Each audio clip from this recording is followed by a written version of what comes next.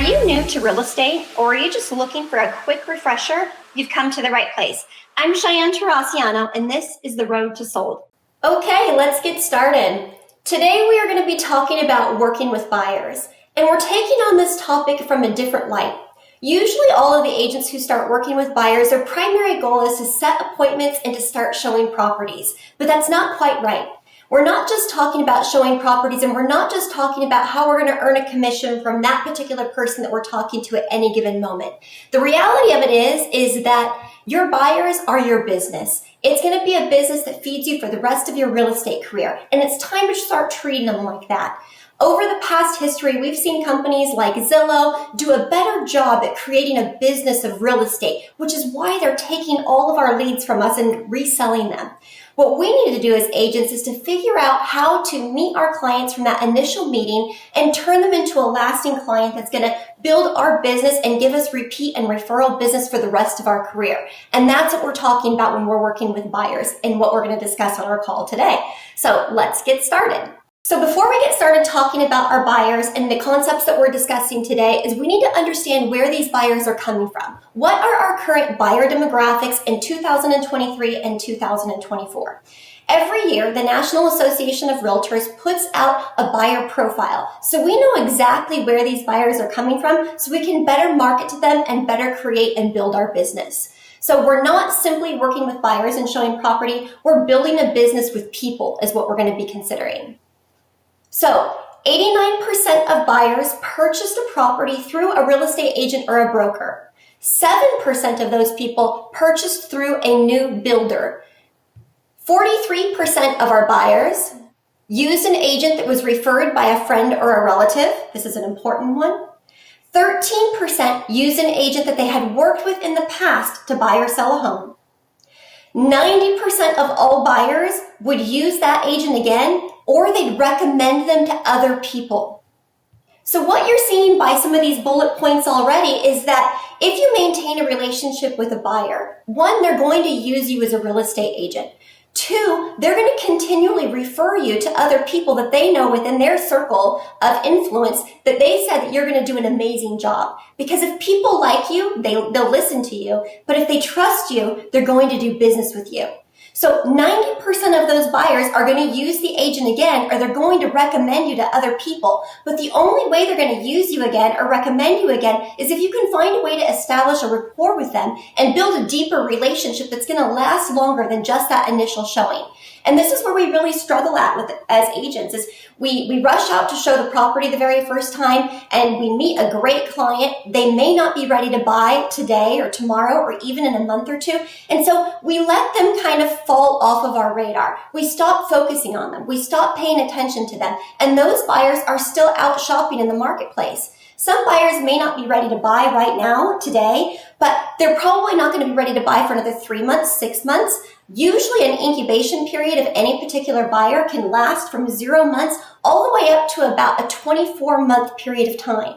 So the reality of it is most of us as agents, we go and meet a buyer for the very first time, and if they're ready, willing, and able to purchase a home within the next month to 2 months, you take them on and you start working with them. And you're an incredible agent for those 30 days or 60 days. And then if they decide not to buy, you write them off and you decide not to spend any more time on those particular buyers.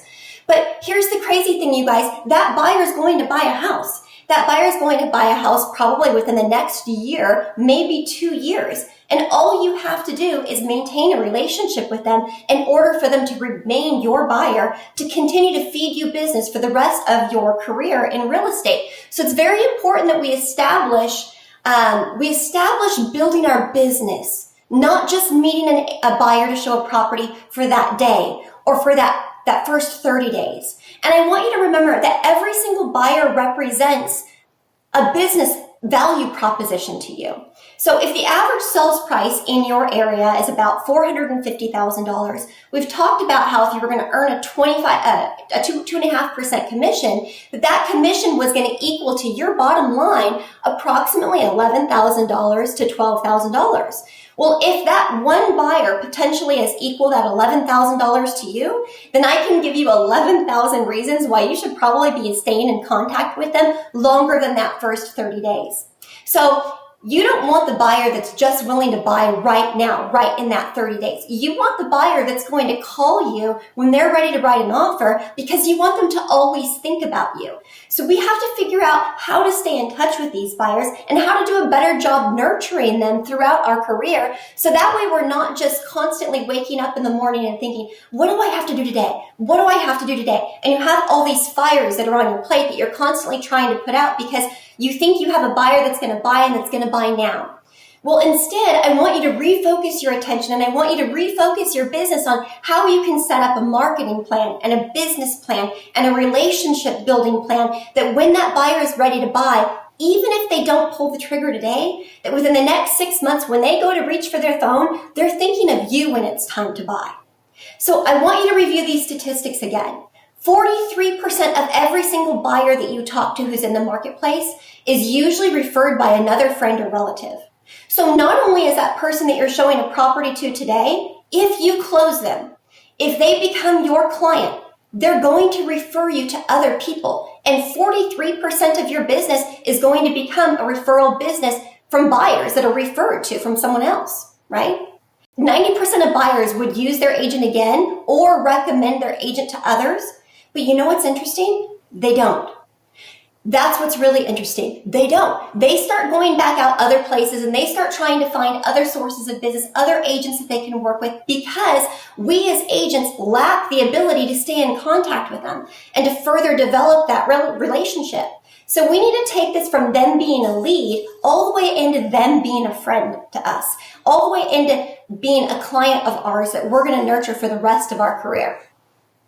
Okay, so what we need to do the moment in time you first get a lead, whether it's a phone call, whether it's a Zillow lead, whether it's from an open house, is you need to immediately engage into systems. So right now, if you're a brand new agent, you have all the time in the world to create healthy habits with your business and to create them now. You have plenty of time to set up these systems correctly. So I want you to consider how you function throughout the day and what is simple to you when it comes to organizing your life and when it comes to following up in your life. This is going to look different for every single one of you. So sometimes you guys are going to look around you and you're going to ask other agents, what do they do to set up a system to follow up with buyers, to follow up with sellers?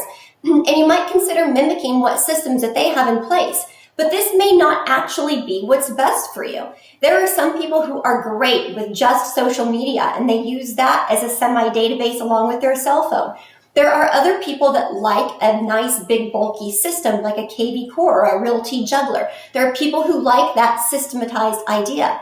There are still people I know that use binders and paper. And what you have to figure out is what's going to work for you and easy ways you can continue staying in touch with these buyers for the next 2 years. So that's very important is to think about how you like to work as an agent inside your business. So we're talking about different databases, contact management systems, social media, and marketing. We're all going to layer these things together so that we can continue working with their buyers and become unforgettable in their minds. According to the National Association of Realtors, buyers shop for their homes 8 to 10 weeks prior to getting an offer accepted. So at the bare minimum, we need to create a campaign that's a heavy-hitting campaign for those first 10 weeks. After that first 10 weeks, you might be able to slow down on your marketing and advertising. You might be able to slow down a little bit on your follow-up, but those first 8 to 10 weeks, you need to be fully engaged in following up with these buyers that you're working with, or they're going to slip through the cracks. They're going to start going to other open houses. They are still on Zillow. So after you talk to them, after you show property, they're going back home. They're getting back on Zillow and Realtor.com, and they're still searching, and they could end up connected with somebody else that's not you. So you need that heavy-hitting marketing plan and a heavy-hitting system for the first 8 to 10 weeks. Okay. When you think of buying and selling a home, do they think of you? And what do they think? So imagine yourself being a buyer who's met with you for the very first time. You showed them 1 or 2 properties, and then they leave. They decide not to write an offer on those 2 properties. When they leave that appointment over the next week or 2, or all the way through those first 10 weeks, when they're thinking about going to see another property, are they going to pick up the phone and dial your cell phone number? Did they like you enough? Were you memorable enough? When they think of buying a house, are they going to think of you? And chances are they're not. They're using you, right? your very first initial contact with a buyer is not pleasant on their end. They have expectations that it's your job to waste your Saturday and waste your Sunday and drive all over town showing them countless numbers of property, which requires, one, you giving up your weekends, two, gas money is expensive. So you're getting rid of your time, you're getting rid of your energy, you're getting rid of a lot of money with gas, driving them all over the place, and that's an expectation from the buyers. So you taking up your Saturday and spending your time going to show them home, that's not memorable to them. They expect that from you.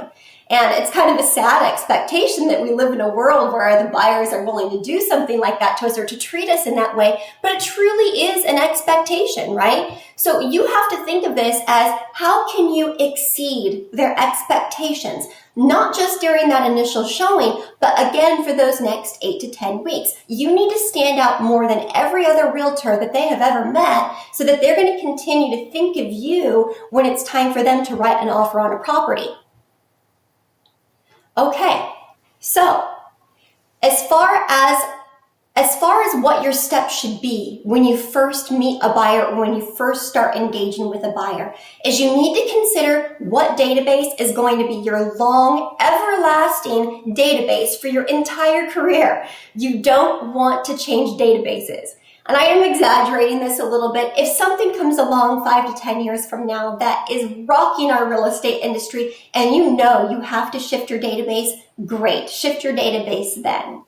So the problem with databases is that they're extremely bulky and they require a lot of time and effort to work them efficiently. But at the end of the day, this is our business. It's working these systems efficiently. And this is where Zillow absolutely kills us, is they're databasing our leads consistently and following up with those leads consistently and staying in front of them. And imagine yourself in any other business that happens to exist. Every business that's out there functions based upon a database of people. And you know this because your spam inbox is filled every single day from any website that you have ever entered into. You will now get spam for the rest of your life. No matter how much you unsubscribe, it seems like they always find a way back to your inbox. They are doing an amazing job databasing you and following up with you. So sit back and ask yourself as a real estate agent if you're doing as much as you possibly can to stay in front of our clients, because there are businesses that are staying in front of their clients, including other real estate agents in your marketplace. And this is why sometimes other agents are outperforming us, is because they're quite simply better at staying into contact with them. So a database should be part of your every single day. As a real estate agent, sometimes you think we get into this business because we want more time, and we might get some. You get to set your own schedule, but that doesn't mean your schedule should be less than 40 hours a week like any other job that happens to be out there. So every single day you should be working in this business, and a database really should not be ignored. There's lots of ways to do it. The bigger databases like a KV Core or a Realty Juggler, which I love both of them, KV Core and Realty Juggler, are absolutely amazing, and they're probably my two favorite databases that are out there. But they require your time and attention to work it, because your database is only going to be as good as you.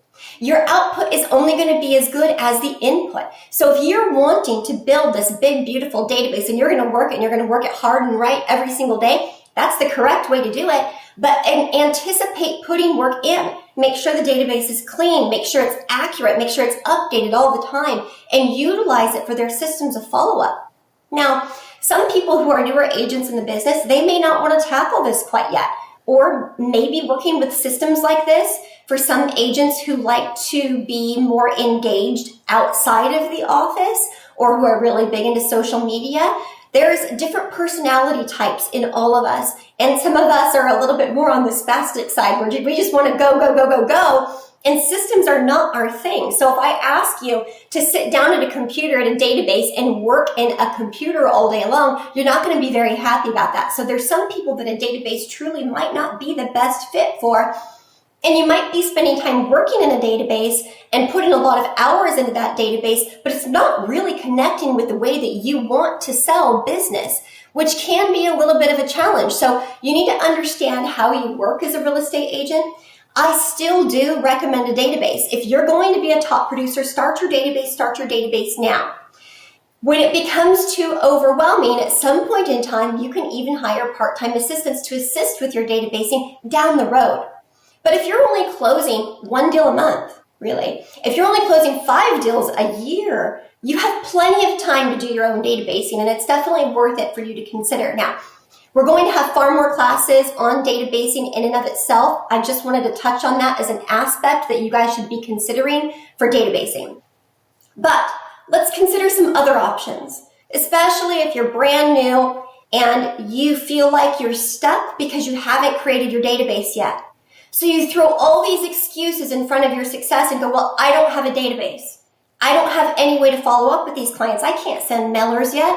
I can't send group text messages and emails yet through this database function. So you will stall out your whole entire real estate business by thinking that you need to have some big bulky database because another agent that you follow has a big bulky database and you feel like you're missing out. So instead of focusing on generating new business and creating new buyers and sellers, you kind of get stuck in this black hole of, oh my gosh, I need a database. I'm here to tell you that you don't necessarily need a formal database, a real estate style database like KV Core or Realty Juggler right off the bat, but you do need to database them in a different way. So let's talk about those ways that you absolutely should be utilizing in your business right now with no excuses whatsoever, okay? The first way is every single time you get a client, they should be entered into your cell phone.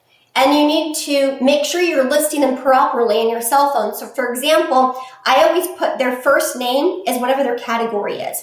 Is it a buyer lead? Is it a seller lead? Or is it one of your closed clients? You have to change that in your cell phone. You also want to put handymen in there, electricians in there, plumbers in there, but categorize them by what they are as the first name.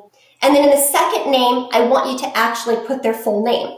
Now, a lot of you are probably thinking like, Cheyenne, you could mark that it's a buyer lead under their maybe job description or under company name. Why are you putting it as their first name? It's because I'm looking for simplicity. I want all of my buyers leads to be listed alphabetically in order. So I have 50 buyer leads that I know right there on my cell phone as I'm scrolling through it. Those are my buyer leads. And I want them funneled that way. So I'm trying to funnel them in a specific manner to make my follow-up with them extremely easy. So this is my suggestion of how you should be putting them in your cell phone. And there's very important reasons for that we're going to get to a little bit later on in the class today. Next up, Google is absolutely one of the best companies that are out there for your real estate business. Their email systems are amazing. Google Drive is absolutely amazing. But inside Gmail, they also have a contact database that can do everything that a Realty Juggler for the most part can do. You can tag them. You can make sure that you can have multiple tags. So for example, if you know it's a buyer lead, great. If you also want to send that particular buyer a Christmas card, you can have a secondary tag. If you also know that buyer lead is one of your friends, you can put them in as one of your friends. Or if it was they referred you a client, you can have as many tags as you would like to. So that way, as if you're getting ready to send out an email and you want to send a bulk email out to 10 or 15 people, you can just search by that tag within Google and send it to everybody. The best thing about Google is, let's say you decide to use Google as your database first through that contact type. You can absolutely do that. And the beauty of it is you can export that in a CVS file and transfer it to any database you want to later. So maybe you use Google Drive for a year or two, or just because you like it, that's perfectly fine.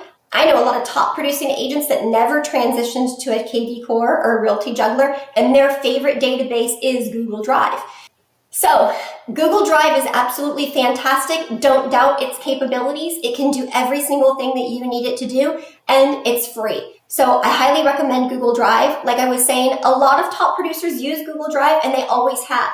Once you start using a system, if you stay extremely focused inside that system, you really never need to make a big change. So don't focus on the shiny objects that are around you. Put your head down. Pick one, choose it, and run with it. Google Drive is absolutely fantastic, and I do have additional classes on how to use Google Drive as a contact database that I'm going to link in other videos so that you guys can watch them later if that's the way that you want to go forward.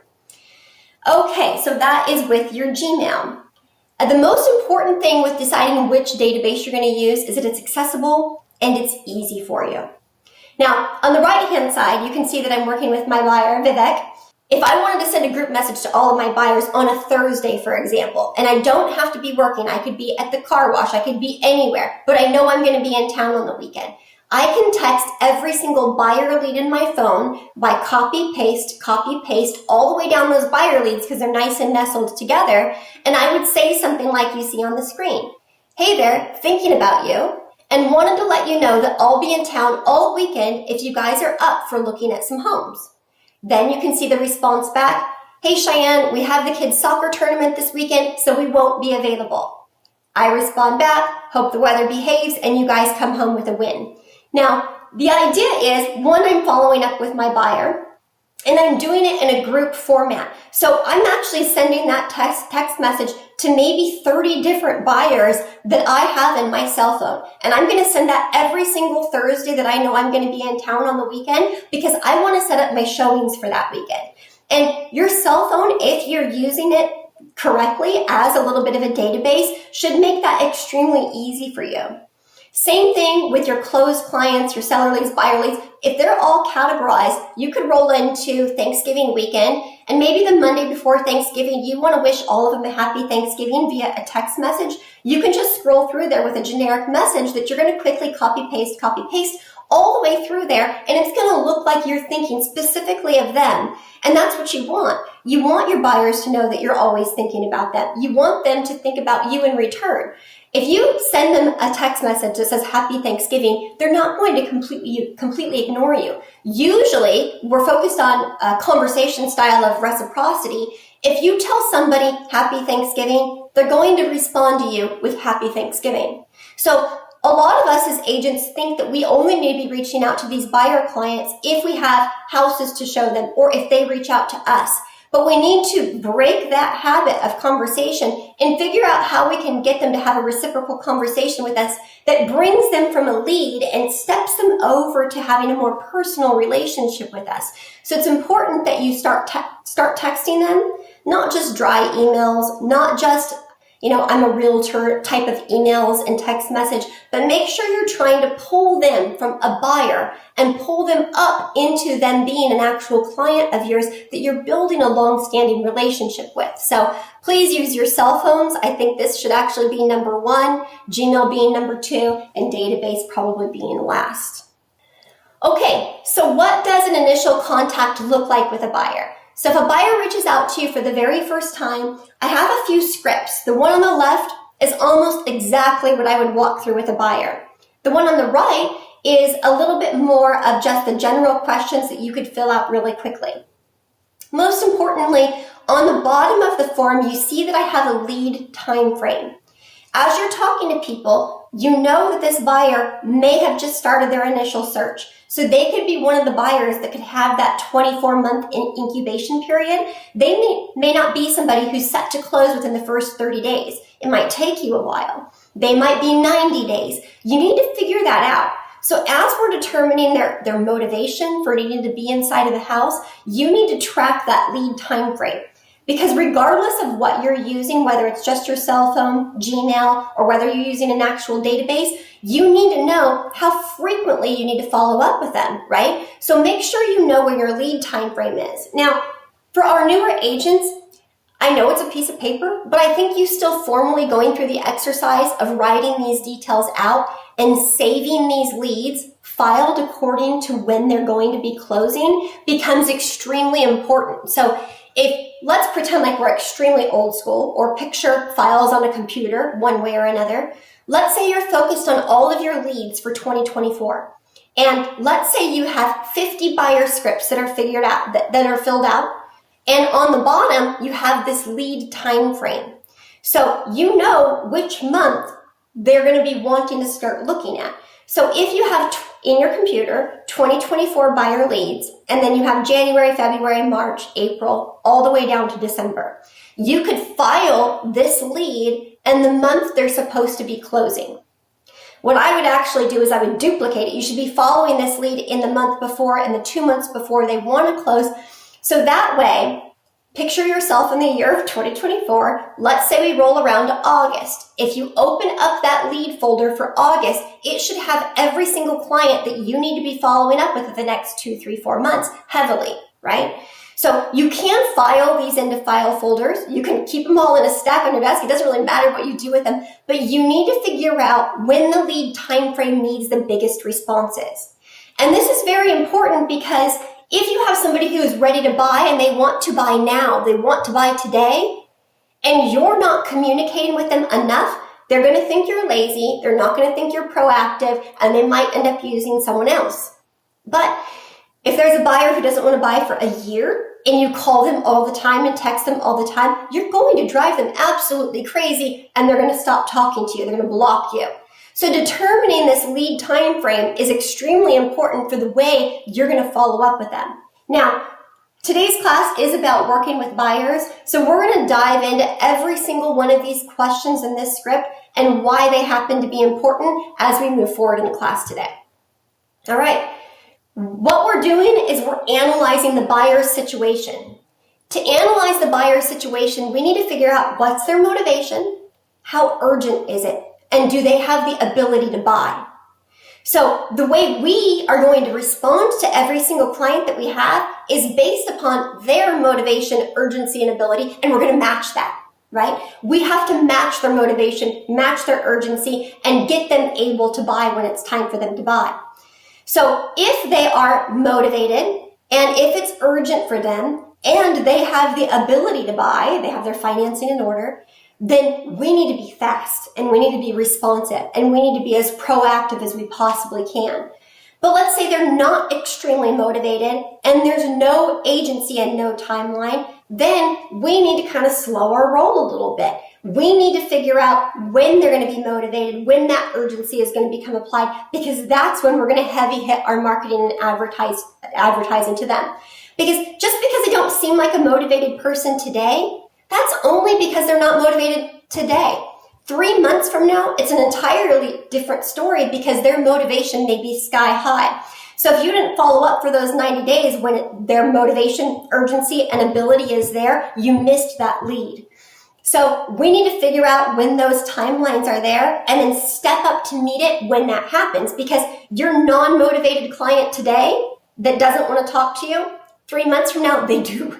And they want to talk to you every day, all the time, just not today. So we need to figure that out or else it's going to absolutely drive us crazy. So if their time frame is now, we are heavy hitting calls, texts, emails at a high frequency. Find them on Facebook, find them on Instagram, communicate with them, bring them in closer.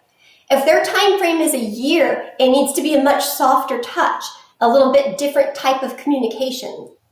So now I'm going back to those two forms that you saw on screen to determine motivation and urgency. And we're going to determine whether or not they have the ability to purchase or when that ability to purchase is going to align with our schedules. These are the questions that we need to know about every single buyer that you're working with. So, how soon would you like to be in your new home? Pretty simple question. When are they wanting to make this move? They may not want to be making the move right now. They're just kind of testing out the market. They want to see what houses look like that are out there. Their response to you should be something like, well, I'm going to have a job transfer in June. Or, you know what, I'm not really in a rush right now, but my husband and I just got married and we're thinking we'd like to have a baby. We think we might need a new space, but I'm not sure if that's going to be today. So that might be 12 months from now, right? We want to ask them, have you just started the process or have you been looking for a while? Which is going to pair up with the question, did you start your search online or have you been working with another realtor? If you ask them if they just started the process or if they've been looking for a while and they say, I just started looking today, this is my first house out. That's great. You have an opportunity to pair up with them and be their agent going forward so they stop searching and looking with other agents. Hopefully they'll just focus on working with you. But if they say, you know what, I've already been looking online for 6 months and I have spoken to another realtor, but I haven't really gone to see properties with them. You're determining whether or not they have another realtor with a buyer-broker agreement that's attached to them. That would be a big deal to have a contractual obligation with another broker.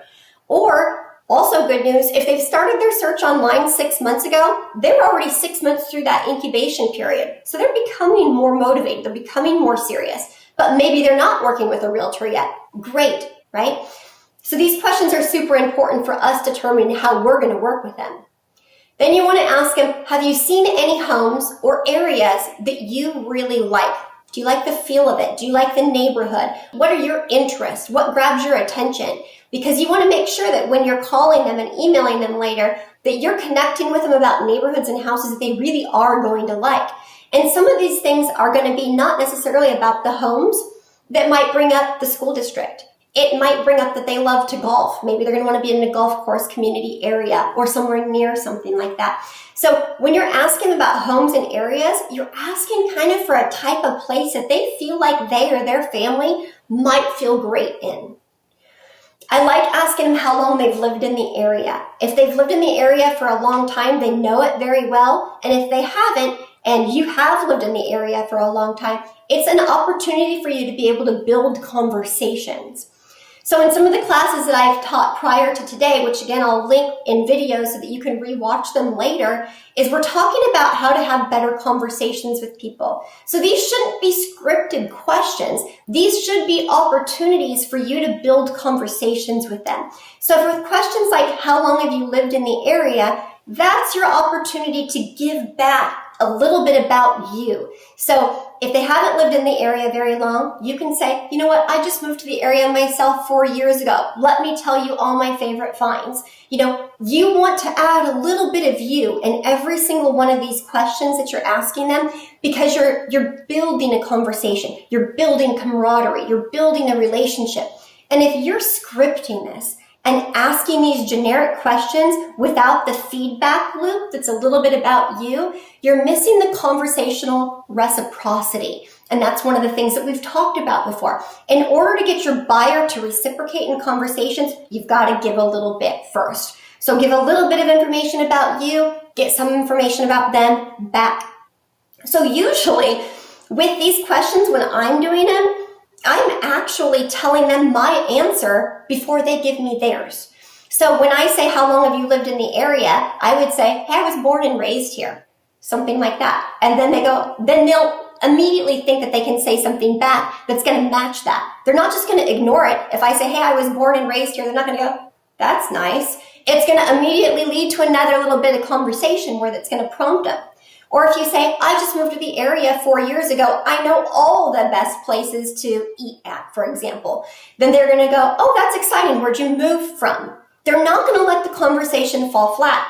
The only time your conversation is going to fall flat in any of these questions is if you're reading the questions like a script. So every single question that you ask them, be prepared to answer it with a little bit about you in one of them.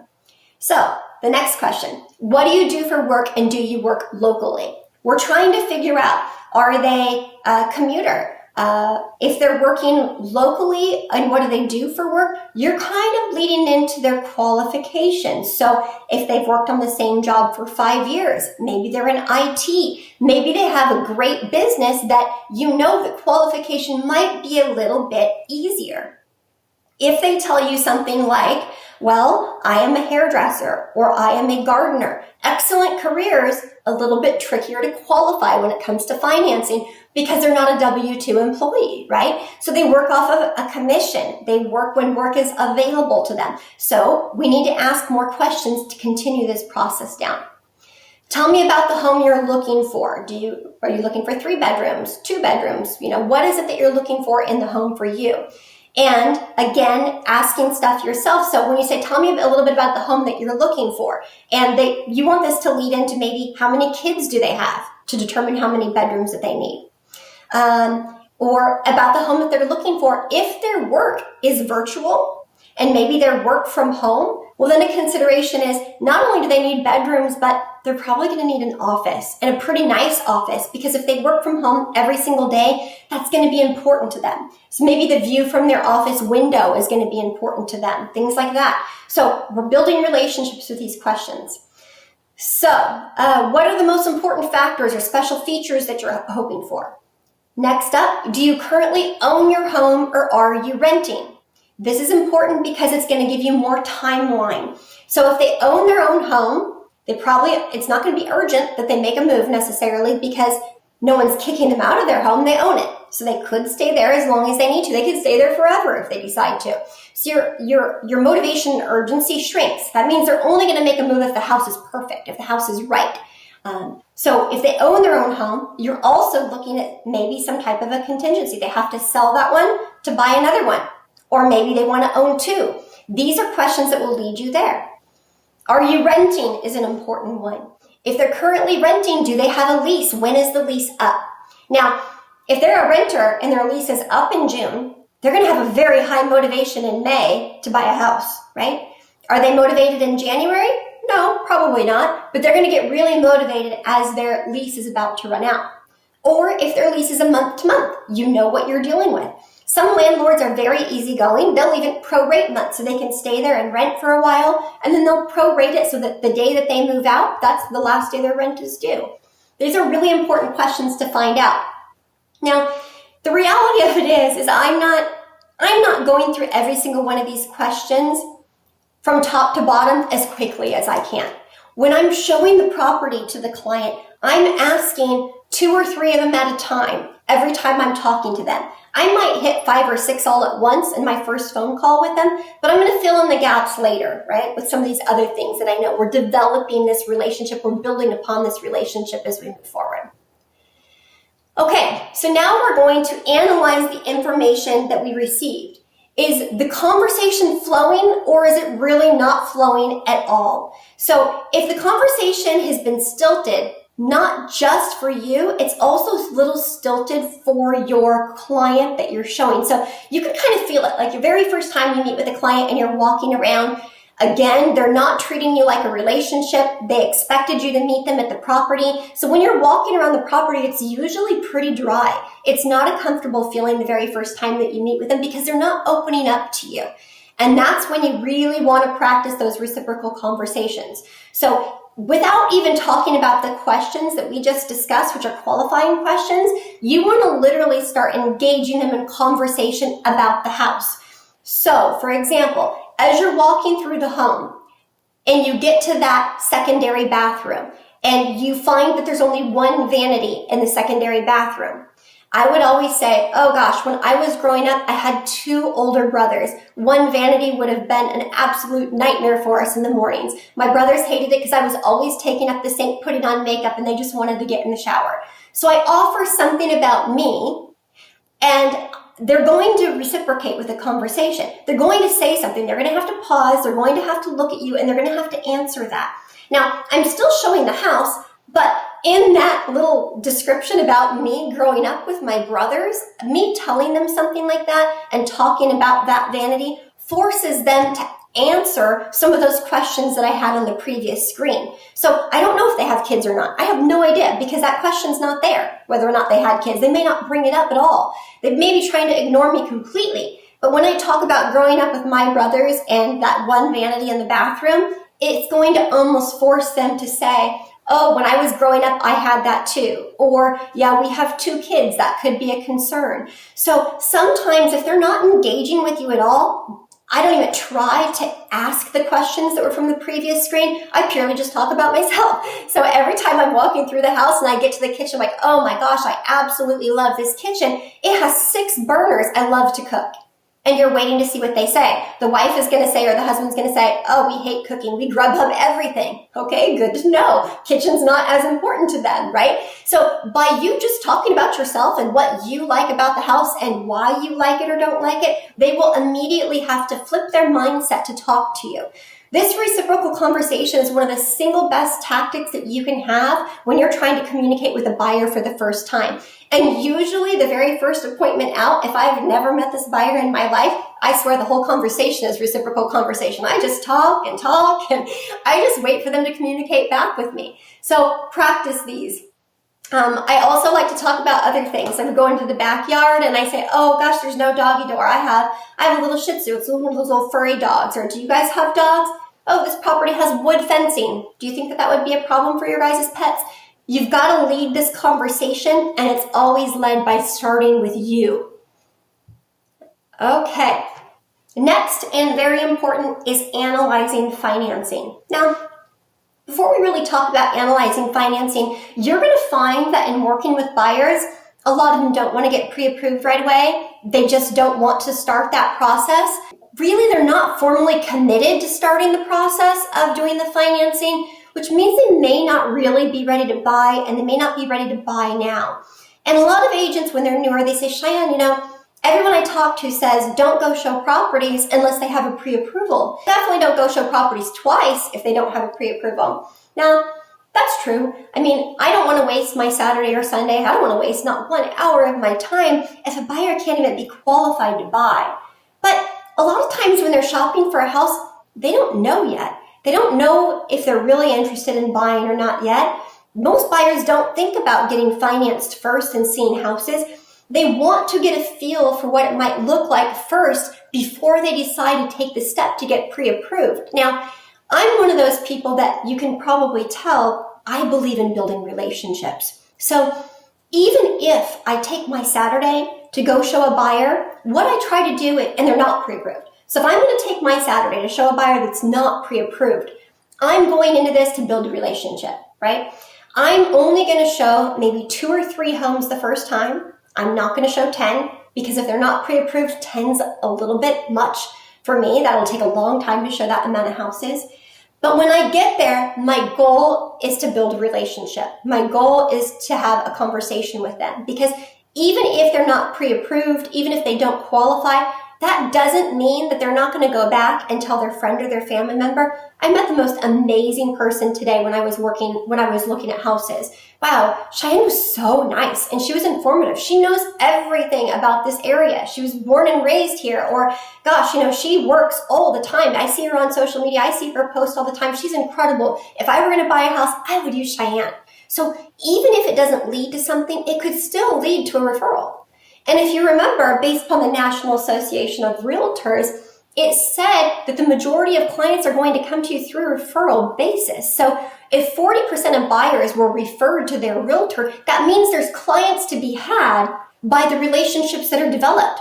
So me developing a relationship with somebody who thinks they might be interested in buying is still pretty important to me. Now, a lot of you might be thinking, gosh, I am new to the area that I'm living in. I'm trying to be a real estate agent and I don't know anybody here. I didn't grow up here. I didn't go to school here. I didn't go to college here. I didn't play sports here. I don't have social circles here. How am I supposed to meet people? Well, meeting people, not a bad thing. So don't think about this as ever a waste of time for you to go on that first meeting with them. Think about it as, hey, I'm going to meet somebody new today. And even if they don't buy, they might know somebody else who could buy. And by asking all those right questions, you're going to figure out who that is. Maybe they have a family member they're moving to be closer to, or maybe they have a cousin that's going to move also, or there's a lot of things that can happen. So I want you to take the time to still go to these appointments and go ahead and show it the first time without the pre-approval. We prefer a pre-approval, but if they don't have it, that is okay, because we're going to get to figure them out and grow a better relationship with them after meeting them that first appointment. Okay, so let's talk about lending. When you get to that point in time, you want to ask them, have they already spoken to a lender? And they're going to say yes or no, whether or not they've already spoken to a lender. Now, there's a big difference in lenders that are out there in our marketplace. There are things called direct lenders, mortgage brokers, there's local lenders, there's out-of-area lenders, and there are banks that are lenders. There's credit unions that are lenders. There's tons of different institutions out there where a buyer can get a loan from. And there's a very big difference on the impact to their closing on which lender they end up using. Now, my absolute favorite lender to use is going to be a local direct endorsement lender. Those are absolutely the best. Usually if you're working with a local direct endorsement lender, that means that they know the area incredibly well. Their appraisers are going to be relatively local. They've worked in that marketplace frequently. A local direct endorsement lender is very interested in maintaining a top-notch reputation within the community. So them closing and closing on time is super important to them. You've probably already developed a relationship where they're not going to hide from you. They're not going to lie to you. But you're going to have the best service that you could possibly get from a local direct endorsement lender, because your closing will be a lot smoother and easier if you know the lender that you're going to be working with, because you know you can trust them, and that's important. Now, there's a big difference also between there's a big difference between a bank and a mortgage broker. A mortgage broker means that if a buyer were to come to them to get a pre-approval and they take down all of that buyer's information, where they work, how much they make, they can submit that loan package to multiple different banks that are out there to get maybe what they feel like might be best pricing. The problem working with a mortgage broker is that that mortgage broker literally takes every single piece of paper that the buyer gives them, they package it up, and they send it away. It doesn't matter where away is. It is not local. It is not on that mortgage broker's desk anymore. They have given away all their control. They've given away the power. They've given away your ability to ask them questions. Everything is gone and is now no longer in their control, because that package had to be shipped to wherever the underwriting process was going to happen at. So let's say that during the course of your transaction, you run into a problem and you're working with a mortgage broker. Even if you love that broker, it could be the most amazing broker in the world. They're sweet, they're kind, you like them. Go have a drink with them on Friday night and you say, hey, can I get an update on my loan? They say, sure, I'll get right back to you, because they have to hang up the phone with you and try to get in contact with the underwriter. And the underwriter, if they don't want to answer the phone, they just get to not answer the phone. So if the underwriter's not local, a mortgage broker, no matter how great they are, cannot force an underwriter to reply to an email. They cannot force an underwriter to pick up their phone and give them an answer. So that same mortgage broker that could be your BFF and the most awesome person in the whole entire world is going to call you back, and they're going to say, hey, Cheyenne, I wanted to give you an update. I put in a call with the underwriter. I'll let you know when I hear back. That is not an answer. That is definitely not an answer that I want. I wanted to know what the answer was. Now, if it's with a direct local lender who's a direct endorsement lender, I can literally walk into their office, sit down in front of their chair and say, hey, do you have an update? And they look over at the underwriter's desk and they go, oh, yeah, I do have an update. This is exactly what's going on with your file. I'm missing this condition and this condition. And oh, by the way, if you can help me get those conditions, we can close a lot faster. That is an answer. That's an answer that I like.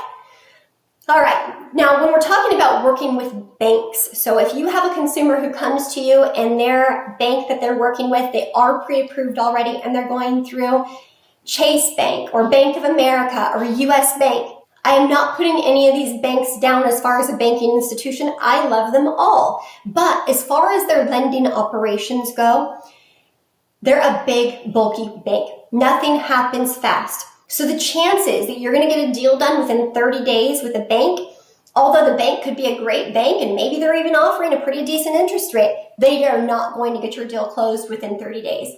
Sometimes they're not going to get your deal closed within 45 days. So if I ever have a buyer who comes to me with a pre-approval from a bank, I am definitely going to have them get back up pre-approved through a local direct endorsement lender of my choice, because I don't want to have to work with a buyer who's working with a bank, preferably. Now, obviously, it's not my choice. I'm the agent.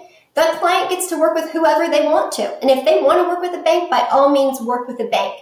But I do feel like it's my job as their real estate agent to let them know some of the pitfalls.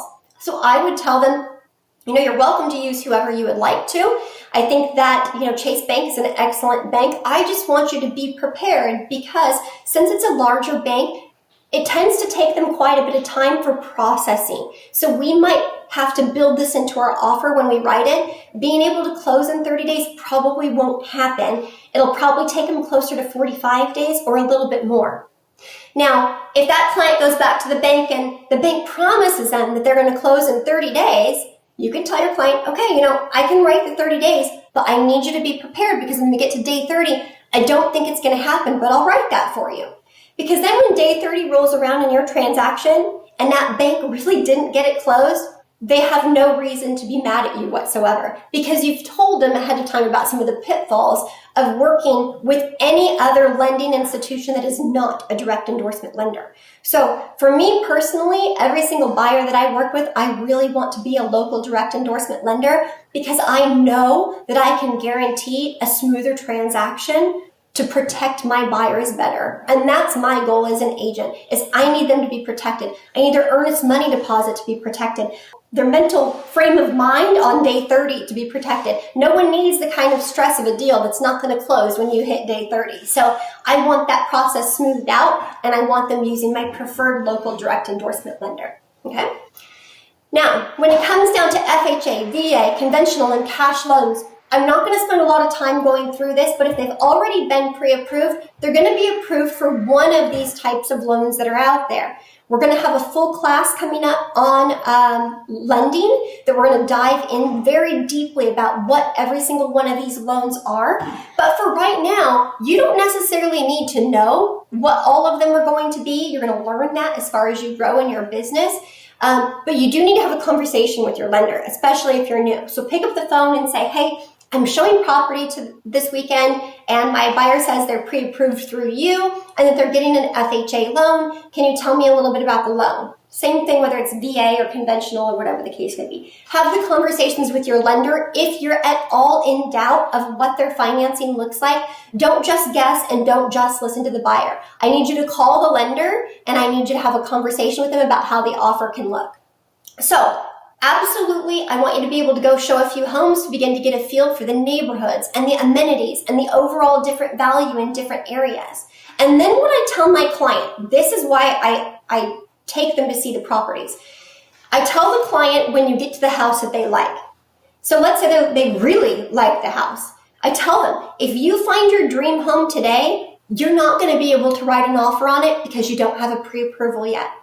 Every single MLS data sheet that I have will have in the agent-only remarks that they're requiring that the buyers bring a pre-approval and proof of funds. Sometimes what you can do is if you have it printed out, you have your agent detail report and you see those agent-only remarks, highlight them. Now, you don't want to give that piece of paper to the buyer necessarily, but show them. Just say, it says right here, I can't submit an offer without a pre-approval and without proof of funds. Now, technically, legally, you should still submit an offer even if you don't have proof of funds and even if you don't have your pre-approval yet. So if your buyer says, hey, I want to write an offer, and they still don't have those things, then you write an offer and then you submit that and you get the other things as quickly as possible. Contractually speaking, inside the purchase agreement, we have a few days to get over pre-approvals and we have a few days to get over proof of funds, depending upon how you write your contract. But that listing agent is not going to like your offer if you don't include it. So now legally, to be a good fiduciary to the buyer, if the buyer says, write my offer, well, then we write the offer. But it's just not going to be a good look for the listing agent. They're going to be very unhappy with no pre-approval and with no proof of funds, and you're going to go right to the bottom of the stack, and they're not going to take your offer very seriously. Now, when it comes to making a referral for a lending institution, I said I like using an excellent local direct endorsement lender. I always let my buyers know, you can use any lender you want to. The choice of who does your financing is clearly up to you. This is my favorite lender. So you can refer, and you can choose to refer just one. You might be talking to an agent who's in the marketplace, maybe a little bit old school, and they might tell you, no, you can't refer just one person. You have to refer 2 to 3. That used to be kind of some real estate policy that we've had in the back as a good business practice to refer 2 to 3. Now, that's not necessarily true. It is our obligation to refer lenders that we know are going to do a good job. So let me give you some examples on this. If my local direct endorsement lender that I love and refer has a Yelp profile and a Google business profile, and they have 100 reviews and they're all 5-star, and I refer that one lender, I am doing them an excellent service. That's a good service. If I refer my favorite lender and they have a Google profile and they have a Yelp profile with 1 star and 100 people there, you're going to get in trouble. If you're going to make a referral, you need to make a referral to a very good referral company. That's super important. So this is where the 2 to 3 kind of come in. You can't just refer anybody, but it is your job if you're going to make a referral to make sure they're amazing at their job. Now, same thing with 2 to 3. So you might think you're doing a good job by referring 2 or 3 different lenders or 2 or 3 different, whatever the case may be, home inspectors. But if one of them are far superior and then number 2 and number 3 really aren't that great and you referred all 3 of them, well, we shouldn't do that either. So don't refer any of them if you don't feel like you want to put your name behind their reputation. Just only refer the ones that you know are excellent and then tell them that they can look it up on their own as well. I do like to refer maybe 2 or 3 home inspectors sometimes, but you gotta make sure they're top notch. You gotta make sure they're really, really good at their business, or else don't make a referral at all, because that's what's gonna get you in trouble, is if somebody really doesn't have that reputation that you've referred, you're vouching for them. And it's important that you don't vouch for them if they're not high quality. All right, so we're staying on the lending topic. So a lot of times your buyers, they don't know what their purchase price is. They have no idea what that purchase price is going to be, but they do know what monthly payment they're comfortable at. Now, this is a discussion that they're going to have with their lender, and they're going to come back to you and then they're going to say, okay, I know that I'm comfortable at a $3,800 monthly payment. And then that's going to coordinate with a purchase price. Great. Your lender's going to tell you what they're pre-approved to as far as the purchase price goes. But it's important that you know not just what purchase price they're pre-approved to, but what monthly payment they're really comfortable around. So even if you know that they're approved for whatever the purchase price is, but their monthly payment is $3,800, you need to know, well, that probably didn't include HOA. Usually when they get pre-approved, it's only going to include principal, interest, tax, and insurance. It's called PITI. That's all they're going to be pre-approved for. So when you're searching for houses, if you find a home, for example, that has a solar on it and there's a solar lease, that has to be added to the payment because they weren't pre-approved for that price. If you go to see a house that they fall in love with and it has an HOA, that wasn't included in that pre-approval price.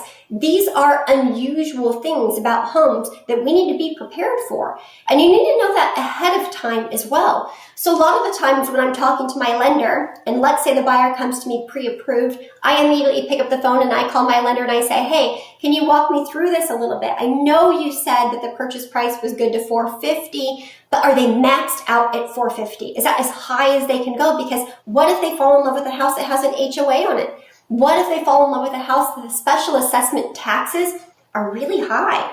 We need to know how much room is left in that pre-approval, right? How much space is left in the pre-approval and how much space is left in the buyer's comfort zone where they want their payment to be. There's 2 issues there, 2 factors that we need to be considered with, okay?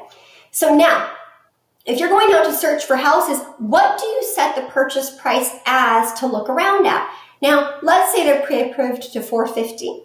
My set price usually is never going to be $450. I always set it a little bit higher because usually houses in any marketplace, the sellers list a little on the high side. You would like to assume that every single house is listed at fair market value and that there's going to be no price reductions ever, but that's not the case all the time. Sometimes homes go through a price reduction phase. So let's say they're pre-approved to $450. You might want to move it up to $475, just to kind of keep your eye out. Now, obviously, there's a discrepancy between $450 and $475, so you have to use caution, but if there's a house that's listed at $475 and it's been on the market for 60 days or 90 days, we might have some negotiation room in there. So you don't want to ignore the houses that are over that list price. You might not actively be showing them, but you need to keep an eye on them. You need to know what's happening with them, even if you're not showing them right away. So we're going to do that. The next thing that you're also going to do is the same thing with the square feet, with the year built. You're going to expand the criteria a touch more than what the buyer is telling you because you never know what houses are going to pop up. So that initial search phase, you need to have a broad scope of what you're looking at. And then you're going to fine tune that as you go, okay? Okay, next up, you need to analyze what the buyer's schedule is and how they like to have their communication. I don't know about you guys, but I'm in a lot of different Facebook groups, and it's funny, you see the agents that have been in this business for 20 years or more, usually 30 years or more, and they'll get in these arguments on the Facebook group, and you'll hear them say, oh my gosh, pick up your phone, answer your phone. And then you see this huge millennial generation responding, and they're like, oh my gosh, how do you know that you've been in the business for a long time when someone says answer your phone? Because all the millennial generation wants to do is text.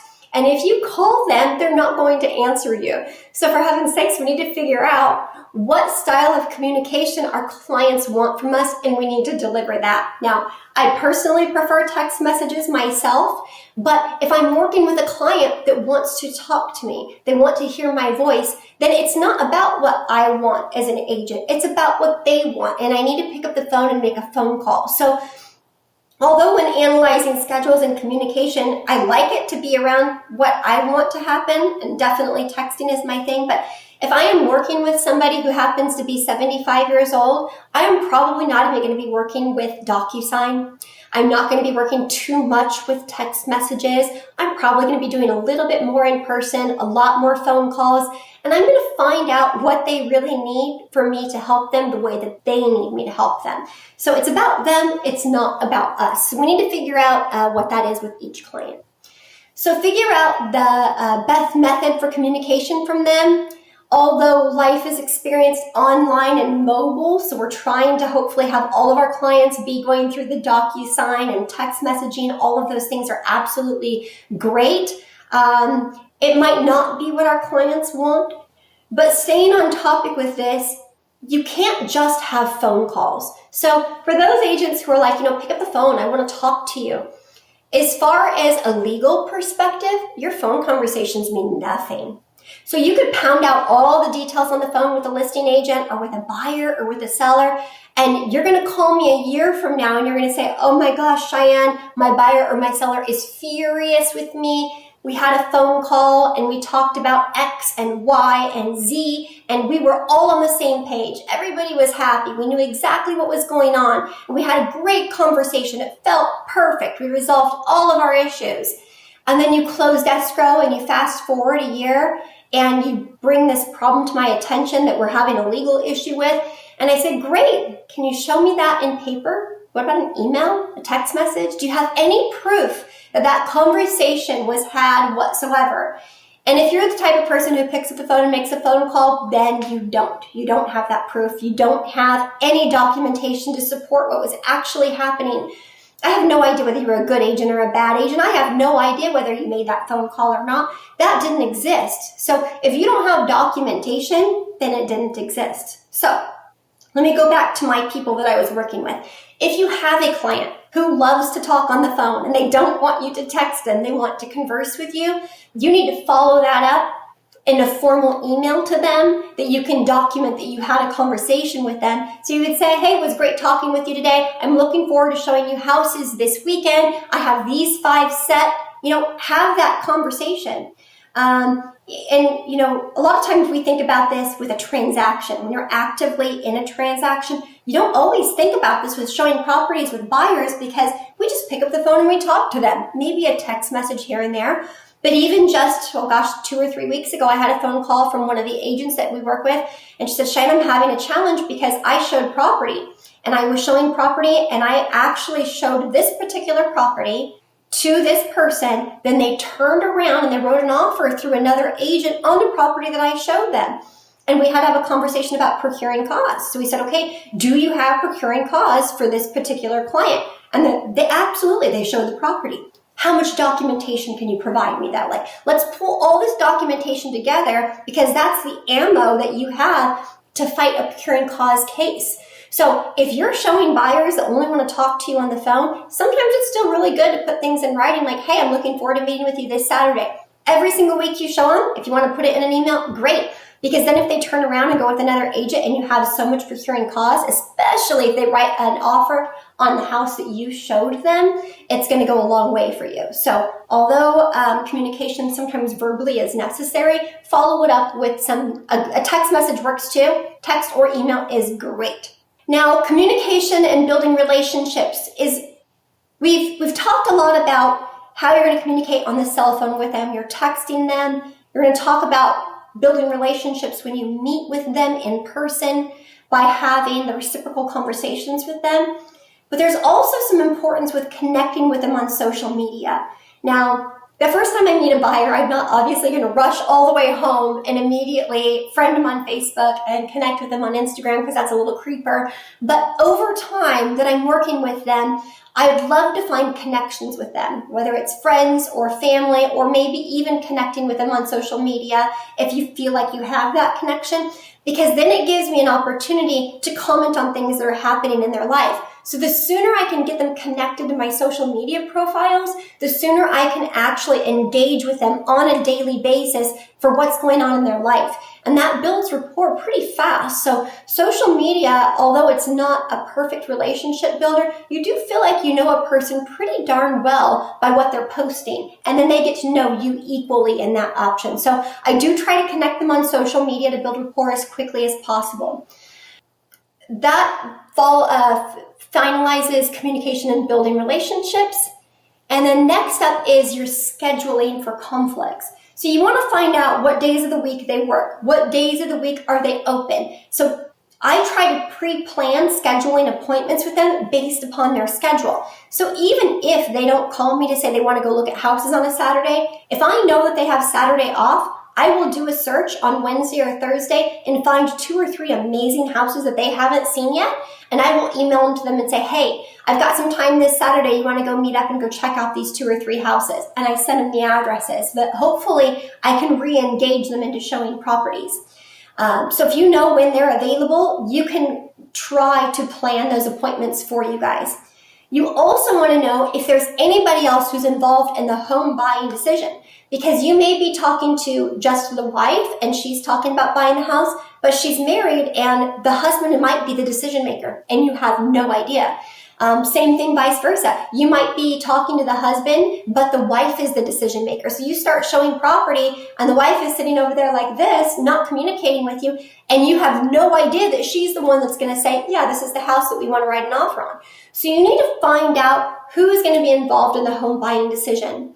Sometimes if you're working with a younger person and buying a house, they might want one of their parents involved. They might plan on bringing their dad with them on a showing or two.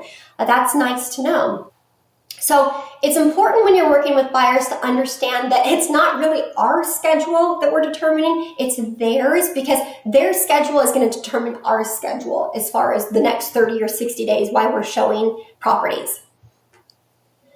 Okay, so at that point in time, you have everything that you need from the buyer. You set them up in the MLS. They start getting listings every single day. If something pops on the market that's in their criteria, they're going to get that email. You immediately want them connected to your portal within the MLS or within your database because you want those automatic emails going out for you. And you also get an opportunity to monitor them as well. So along the way, I do find that I have to have this conversation with the buyers is when you first set them up in the system, they're going to get properties that they really don't like. And they think for some reason that you're physically sending them that property. You're not. It's a blanket criteria you're popping in there. So just let them know. Just say the first couple searches that we're going to do are going to be extremely broad and we're going to fine tune it as we go. So if you see something you don't like, don't worry. I know that you're not going to like all these houses. Feel free to just click delete or ignore those ones. We're shopping for the one that they do like. So you can get them prepped in that MLS system. Okay, so now let's talk about how we're supposed to show the properties. What do we do at showings? Before you go to a showing, I want you to make sure that you're reading all the information that's available in the MLS. You need to schedule the showings according to the details provided by the listing agent. They're very, very specific. Now, you have to make sure that you're following these because if you decide to write an offer on the property, and if you did not follow the directions in the MLS for the showing process, for example, let's say the showing process had an alarm code in it to shut the alarm off, and the alarm started going off.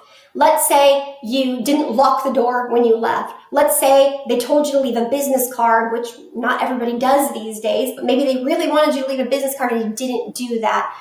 Maybe you left the lights on in the house. Maybe you let the dog in or the cat out or something like that. You're going to, and let's say your buyer loves it and you write an offer on that property, the listing agent doesn't like you because you did something wrong. You didn't follow their directions and they're like, oh my gosh, this is going to be the longest transaction ever because they can't even follow the simple directions that existed inside the MLS. So be very, very careful to follow the directions. They're judging you. You are being judged by the listing agent upon your very first showing. They're thinking, are they professional? Are they intelligent? Have they been in the business? Do they know what they're doing? And they're going to give you all of the information right then and there. There's nothing more frustrating than being at home, relaxing on a Sunday. You finally get a day off and you're the listing agent, and some agent calls you and is like trying to figure out how to show a property, and your answer is, hey, it's in the MLS. All the details are there. And they keep asking you the question. You're like, it's in the MLS. Like, it's literally right there.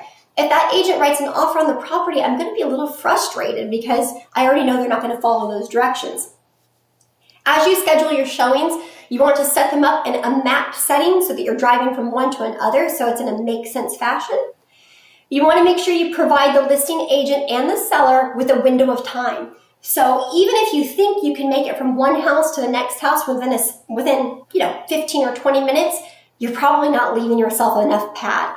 So if you only tell them, hey, I'd like to show your house at 3 o'clock today or at 4 o'clock today, you're going to be 15 minutes late or 10 minutes late, and they're going to be frustrated because the seller might be waiting in their car down the street or something like that. So that's not the right way to do it. You want to give them a window of showing time, whether it's a 30-minute window or a 45-minute or maybe even an hour. I actually try to set my windows pretty wide. I say I'm showing properties today. I think I'll be at your home between this time and this time. Does that work? The listing agent will tell you to firm up the time a little bit more. Or yes, you can do that if you can be there closer to the 3:15 mark. They'll give you a little bit of details with that if you can give them a decent window. You want to schedule the showings by texting the agent is my preference. But again, if the MLS remarks say they want you to use showing time, then use showing time. So what does a text message look like to the seller? You want to say, in the screen, you'll see it right there. Hello, I'd like to show the home you have listed at 1234 Superman Street between 2:30 and 3:15. My buyers are incredibly motivated. And then you attach something else, fully pre-approved by a local direct endorsement lender. And then you say, can you let me know if this would work? Or you say, my buyers are incredibly motivated and they're all cash buyers. Can you let me know if this will work? Put whatever you think is their best foot forward in that text message. You always want to say thank you, your name, your brokerage, and your DRE license number. Some agents even love it if you text a copy of your business card. So sometimes I'll send that text message and I'll snap a picture of my business card and I attach it to the text and I send it over. Now, if the listing agent gets that text message from me, they're like, hey, this agent's on point. They know everything I'm going to ask for. I know exactly who I'm working with. I have all the details right here. I'm good to go. So you'll get those appointments easier if you do the best foot forward right away. Now, when you go to meet with your buyers for the first time, you are making an impression on them. And remember, I need you to be memorable. So when they think about buying that house, are they going to think of you? And they're not going to think of you because you unlocked the door. They're not going to think of you because you spent your Saturday with them. They expect that. So my recommendation is to bring some kind of marketing. And again, if you've watched my previous classes from the open houses, you know that I love the little gum things. And I like the hard ones that you can stick in the cup holder with the sticker on top, because that's going to leave an impression on them for as long as the gum will last. They're going to keep it in their car. They're going to think about you for the next 30 days every single time that they see that, or every time they pull it out of their purse. Guaranteed that stays in their car for a little bit of time. Now, is it a little bit of cost to take something like that on these appointments with you? Yeah, I mean, it definitely is. So you have to analyze whether that's a step that you want to take and that you can afford in your business to add something little like that. But they're going to, every single time they get in their car and they see that sitting in their cup holder, they're going to go, oh, yeah, Cheyenne Traciano. I went and saw houses with her. So the next time they want to see a house, hopefully they're going to think of me and pick up the phone and call me, because my cell phone number is right there on that as well. The other thing that you can take with you is other marketing materials. So something cute and quick that you design in Canva, put it inside of a folder that you can take with you. A lot of people think that they have to have super fancy folders with their company logo on the front. It's got to be high gloss and all these great things. But honestly, just the nice plastic fold-over ones that they can keep all of their documents in through this process is very easy, and you can find those at Staples or online, even at Amazon. I will be sure to share my links with my absolute favorite products that I would use for buyers. And again, I put the same sticker that I use on the gum right on the front of the folder. We need to make things simple. Utilize the same stuff in your business over and over and over again. And don't be the agent who gets stuck thinking, I have to have this super formal buyer presentation, or I have to have some super formal something to take with me. You don't. You have to have the little plastic folders from Staples, a sticker on the front that you're reusing for other things, and they're going to keep it. They're not going to throw that away. So I think that those are a great idea. So consider marketing materials. They don't have to be my ideas. By all means, whatever your ideas are will work just fine. Next, dress to impress. So we've talked about being yourself and finding who the true you is and letting that really shine through. And you want to do that on your showings as well. And I know we've entered a phase in life where people are super into being themselves and being natural. And yeah, if you just left the gym and you're going to go show property in your gym clothes, by all means, if that's what you want to do, go ahead. If you didn't have time to shower that morning, or if you don't feel like you're dressed that great and you want to go show property, go ahead. That's your choice. But I think that you're fooling yourself if you don't think that you're being judged every day. We like to pretend like we live in an environment where we don't judge other people, but all that really means is they're not judging you aloud. They're not talking about you aloud. They're still judging you in their mind. So when they see you for the first time and you show up in gym clothes, or you didn't take the time to be dressed nicely for whatever it is that you're going to do, they're going to immediately start forming an opinion about you. And this is why so often you see realtors out there, and although they don't have to be wearing a suit and tie, I'm not saying that. I'm just saying show up. Show up as who you are. You can be a pretty casual person, but showing up in flip-flops and shorts might not be quite right. I mean, it's a pretty big impression you want to make. So, I mean, you want to make sure that when they see you and they start forming those judgments, because they will, that you like the judgments that they're going to form about you. Because we can pretend all we want to that you are not being judged, but you are. You're being judged every single day. So think about your appearance when you're showing up to these things, because it makes a big difference. Just like right now, right? I'm teaching a class to you guys.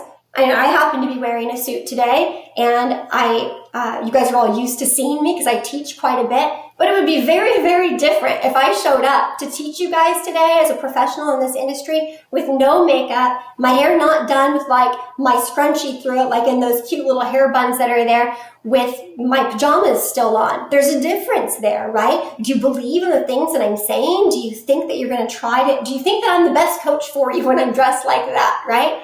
And the answer is probably no. There's some expectations like get up, show up, do it right, right? So take the time to do that when you're working with buyers.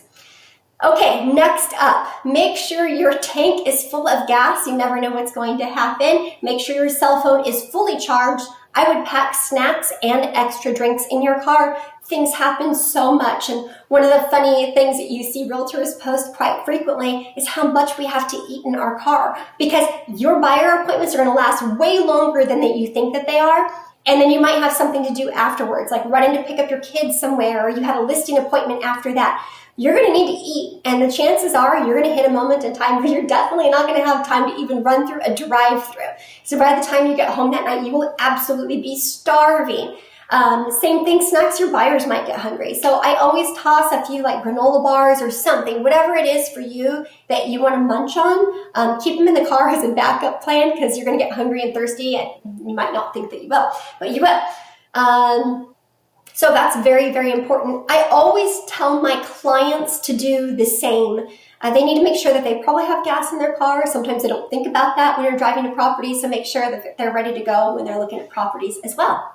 Remember, counsel your buyers before entering the home, how to act and how to speak when they're inside. So every single time before we go into the property, usually the very first appointment with my buyers, I stand outside the home, not on the porch, down by the cars, down by the street, which honestly, they might still be able to hear you on those cameras.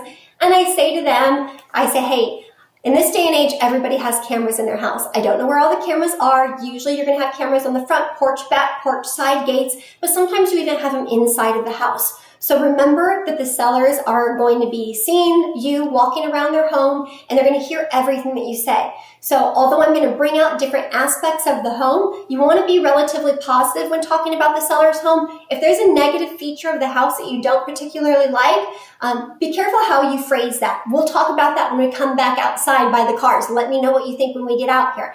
But you want them to know that the sellers are listening.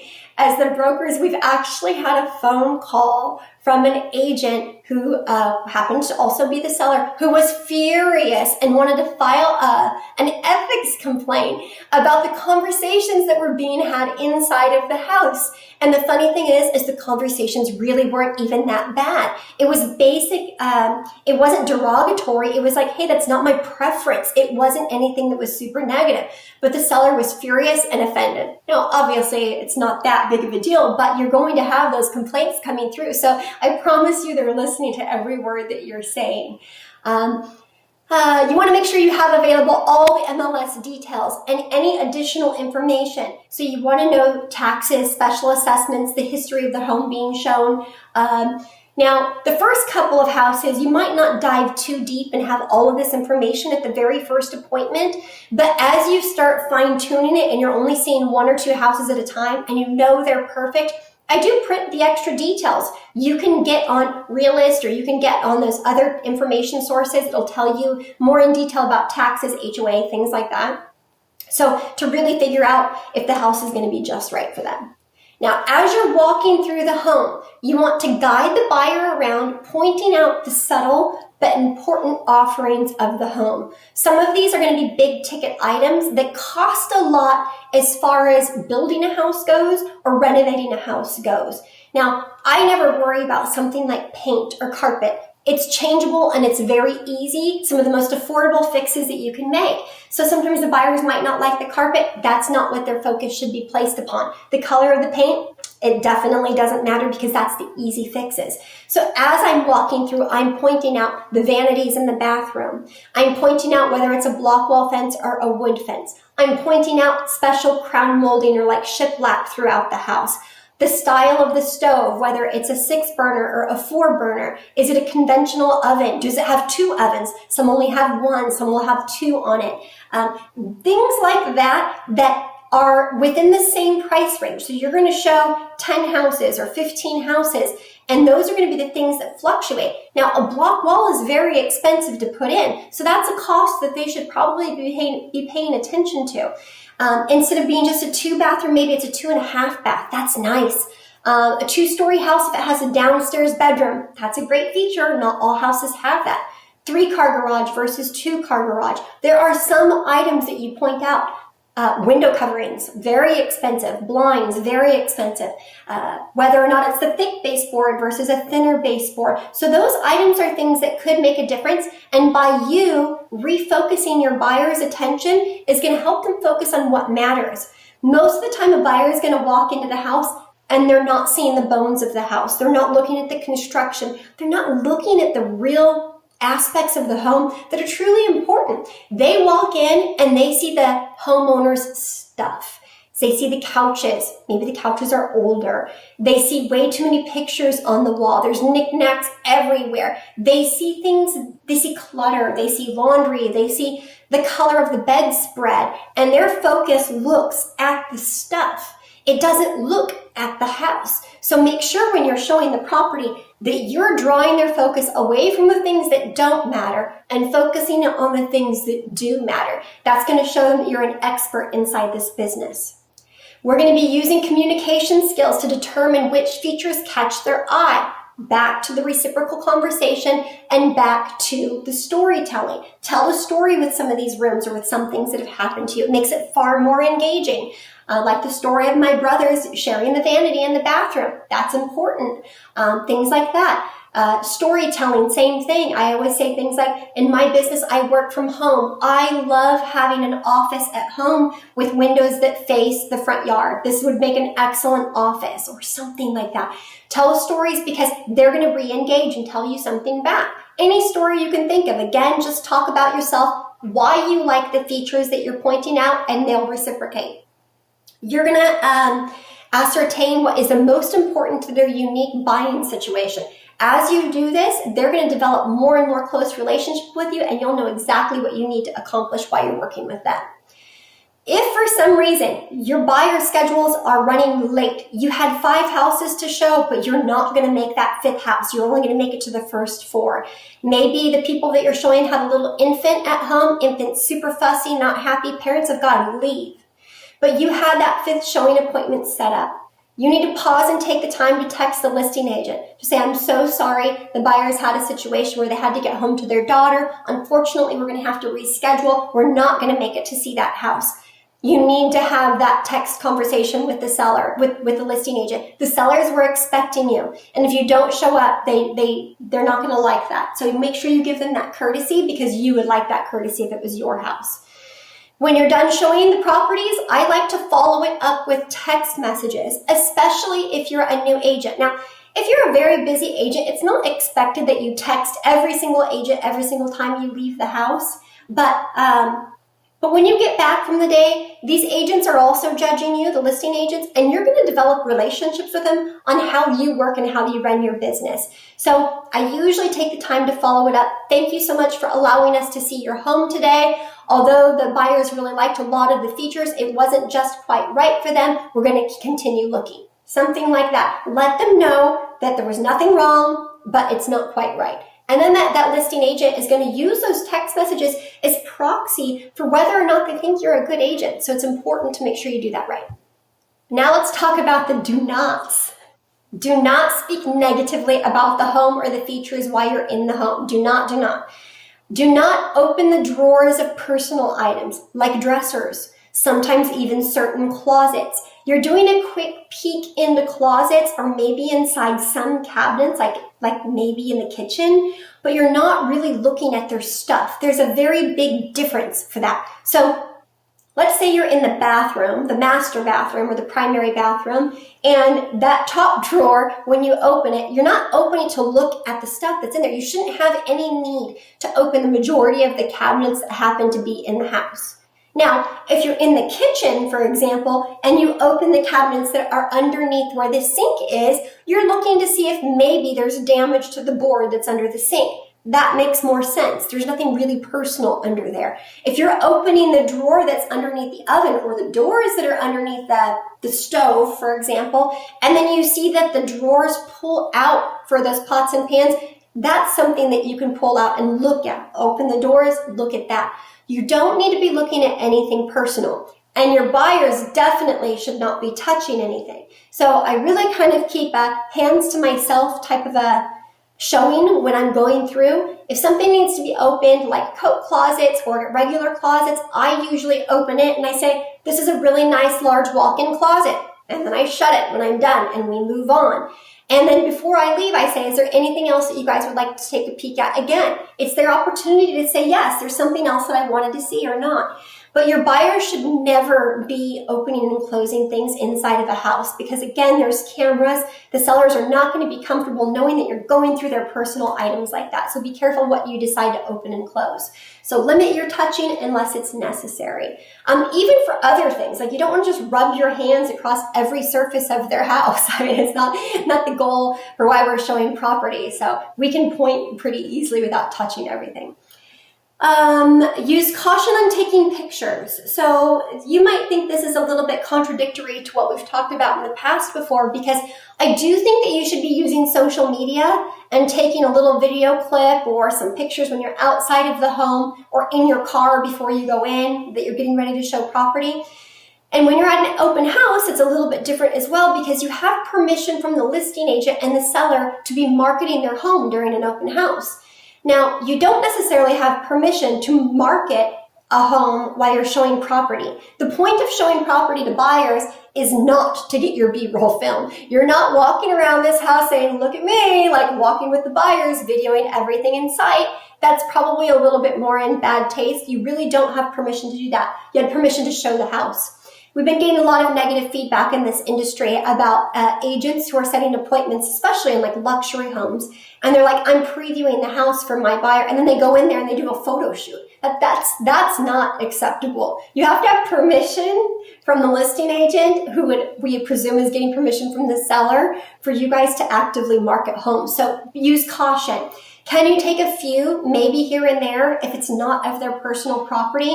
And if it doesn't really show their house, maybe. But you don't want to do pans of a whole house or a video walkthrough without really like granted permission from the seller. All right. You're not really supposed to use the restroom. Now, I know that sometimes emergency situations happen, and maybe they are even happening for your client. And in an absolute emergency, I suppose that you're just going to get stuck sometimes and have to send your apologies to the listing agent, but we really shouldn't be doing that. So in between some of the showings, let's say you've been showing for like an hour, you might even talk to them when you leave and just say, are you guys doing okay? Do you need to grab something to drink, or do you need to use the restroom before you go to the next few houses? Stop at a gas station in between and use the restrooms if you can. You really shouldn't be using the seller's restrooms if at all possible. You should not be bringing extra guests to the showing without permission. So we should be showing the decision makers. We should not necessarily, sometimes this is going to happen too, but if the people that you are showing have 3 children who are going to run like banshees all through the house every single showing that you do, you might want to arrange that you maybe are showing the houses without the children present. Now, obviously, the kids are going to want to come and see their bathrooms and their bedrooms before you close, or maybe before you write the final offer. On a second showing, that would be a little more acceptable, but you really shouldn't be taking a ton of kids out to go see the properties.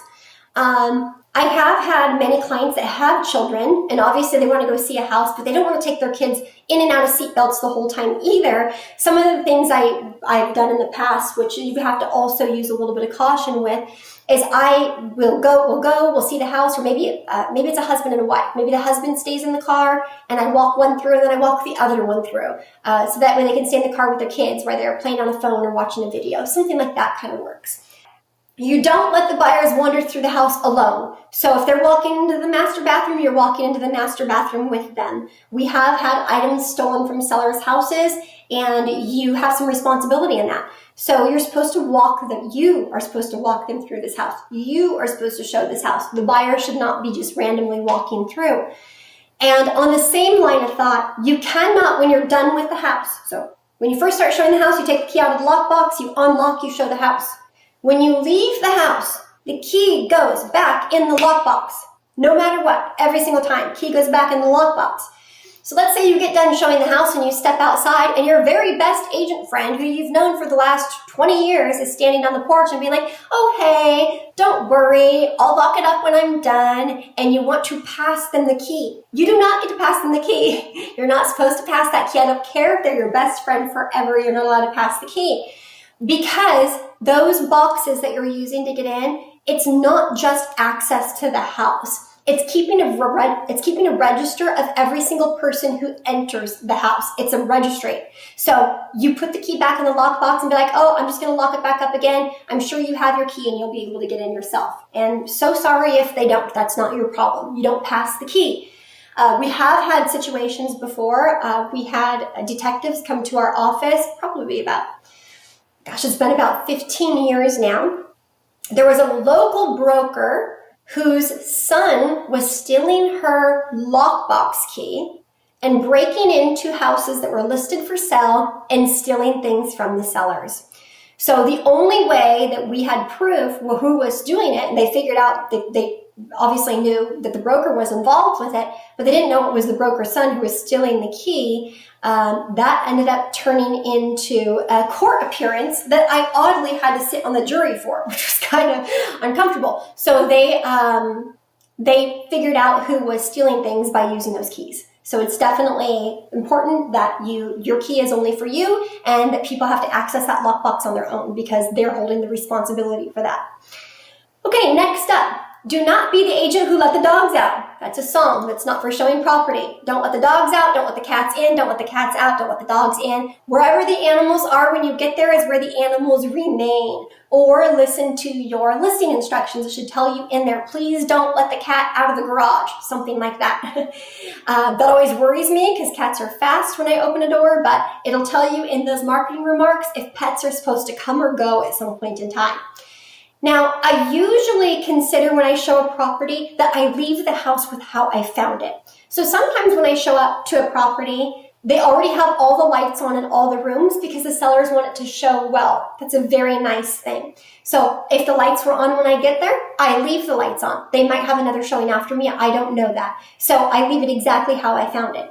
If I walk in and all the lights are off, I unlock the door. I turn on all the lights as I go into the room. So if we go into the extra bedroom, the lights go on. I walk in, we look around, we look in the closet. I walk out of the bedroom, the lights go back off. So if the lights were off, they stay off. Sometimes the agent will say, please turn off all the lights when you leave. So maybe the seller turned on every single light for you so it shows well, but they're not going to be home for a day or two. So they would like for you to turn the lights back off when you leave. So follow those instructions. So that is a big list of our do's and our do-nots when it comes to showing property. Lastly, to close out this class today, we need to talk about practicing the profession. So every single time you guys come to my classes, you probably think, oh, I'm going to get my work done today. I have a class that I'm taking from Cheyenne. She's teaching a coaching class this morning. So that's my work for today. That is not your work for today. That is our studying for today. What we're doing after this becomes our work. So everything that we've talked about just now, I'm not making you money yet. Now it's time to make you money. So if you're going to be a top producer, we have to do what? Practice top producing habits. So what are these top producing habits that we're going to be practicing?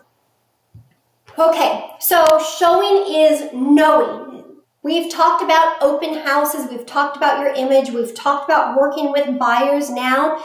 But a lot of the things that I've been talking about with you is like, hey, I need you to know whether a neighborhood has HOA or special assessment.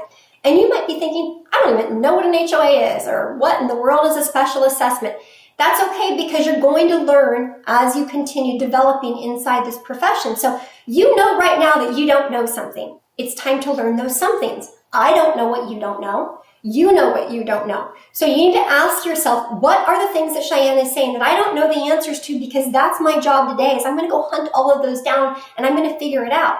So the only way a top producer is a top producer is because they've done this a million times before. So if you don't have buyers, if you don't have leads, and you don't have sellers, that doesn't mean you get to go back home and sit on your couch today or play on Instagram. It doesn't mean that, you're just going to go to the gym or play Candy Crush for the rest of the day. You have practice that you need to practice. So sometimes you guys might not think that you know how to practice these activities, but that's what we're going to be working on, and that's the most important part about our class today. This is what I need you guys to do.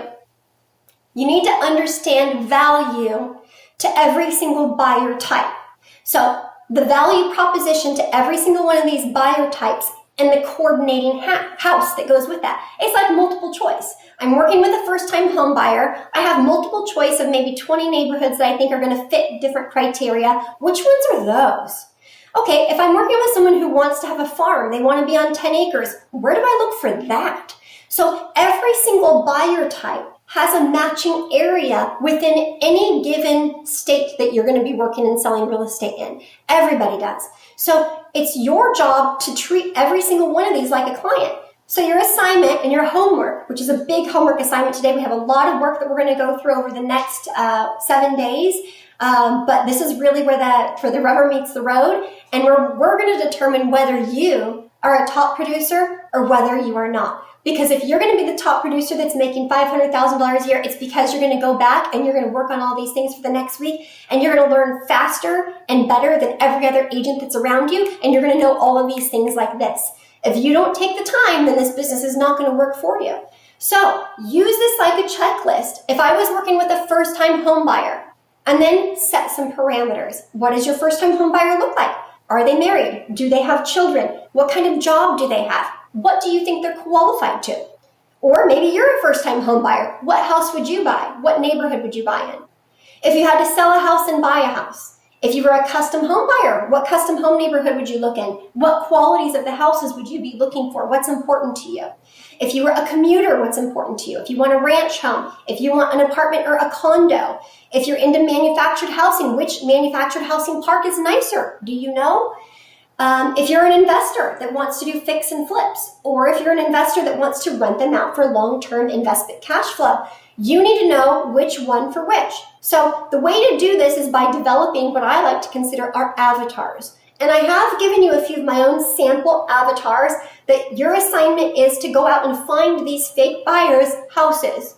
And after you find them houses, we're going to come back together and we're going to do this as homework together. But you have to do the initial work because I'm going to see, did you find the same houses for our avatars that I did? Can you find the same properties that I did? Would you put them in the same house that I do? So our top, let's say we come up with a list of 10 properties that we think are great for our avatar buyers, and your 10, or maybe 7 out of 10 match my 7 out of 10, you're doing a great job because we know we're on the right page. We're developing our buyer in the right direction. If we do this assignment and you come up with houses and not one of your houses match one of my houses, we need to find out why, right? Why are our houses not hitting up to where we're finding the same ones? And maybe it's nothing, but maybe it is. Let's figure out why that is. So you need to treat each of these like they are your buyer. You're working with a ranch home buyer. Go find those homes. So how do we do this? Now, you have available time in your day, whether it's today or tomorrow. This is the fun part about real estate. So pretend like it's fun. After you do all of this research, I want you to go grab your coffee from Starbucks or a soda, grab some French fries, whatever your snacks are. I want you to jump in your car. I want you to jam some music.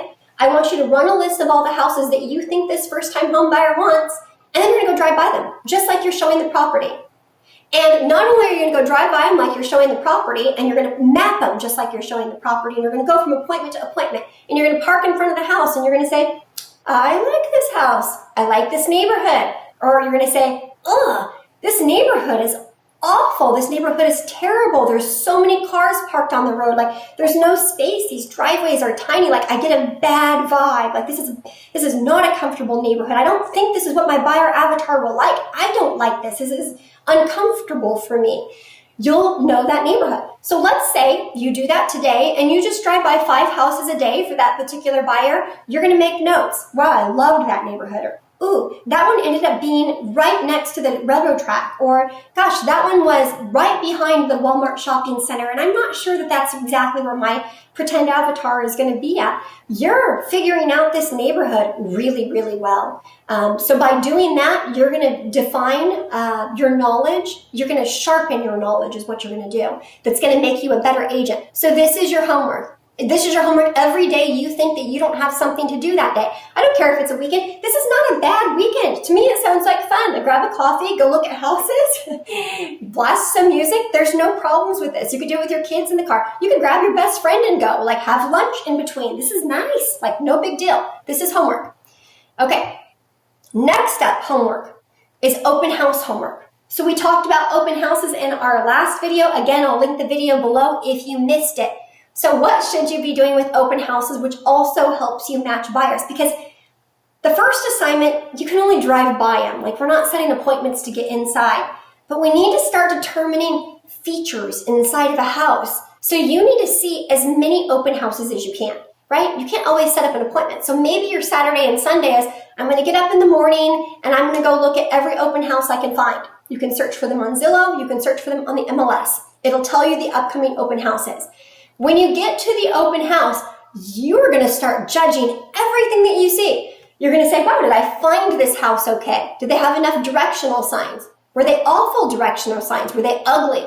Did it show well? When I walked in there, did they have like flags? Did they have balloons? Did they have snacks? What snacks did they have? Was the agent confident? When I met the agent, was she acting like this? Or when I met the agent, were they like chin up and ready to go? Were they ready to rock this open house? Did they follow you through the open house? And I also want you to ask them questions. I want you to say, hey, how's the marketing been going for the house? Or are you getting a lot of showings? I want you to see their answers, because then when you get back in your car, you're going to say, that agent really didn't know what they were talking about. That didn't leave a good impression on me.